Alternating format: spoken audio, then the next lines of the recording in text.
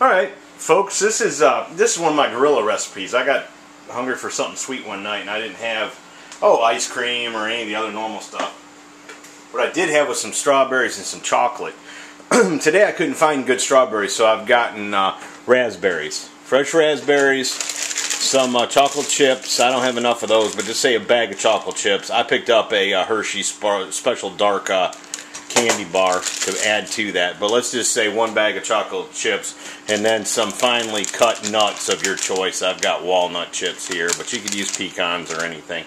And then what I've done is made up, put a pan, there's a little bit of water down there in the bottom, and then I've taken a bowl and put over the top of it. That's so we can melt that chocolate. I think that's called a double boiler, but it's actually, it's probably a redneck double boiler, but there you go. I'm in the South, what do you expect? So anyways, let me get some things fixed up here, move this camera, and then I'll come back and show you how we make this stuff. It's pretty easy, and it's going to go pretty quick. Alright, you can see I've got those raspberries there. I've washed them off. Now what I'm going to do is I'm just going to come in here and put a teaspoon, probably a teaspoon and a half, 2 teaspoons of sugar on them. Just mix that up real well. Don't worry about mushing them up because they're going to get mushed up. So you just want to get them sweeter so they're not so tart with that chocolate. So we'll just mix those up, let that sugar soak. Kind of chop these things up like this. And then you see I've got the chocolate in a double boiler.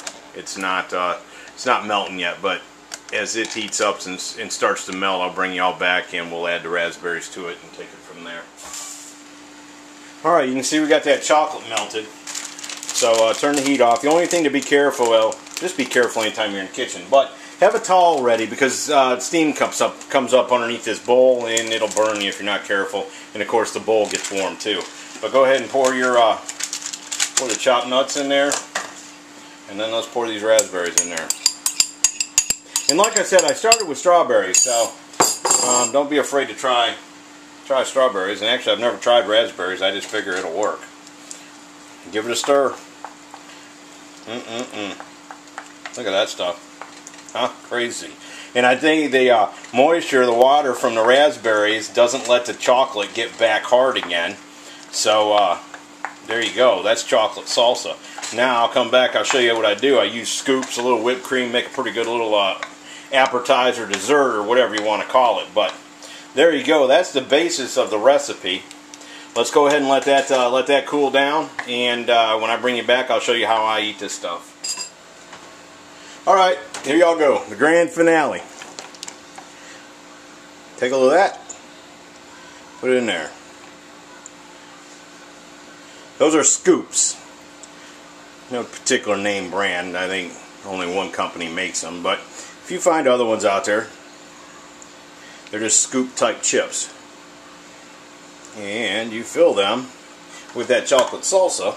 And then, drum roll please, what do you need to cap that off? Right there is what you need. Shot of whipped cream. The salt and the chocolate and the fruit all mixed together with whipped cream, these things are good. But I'll try one just to make sure.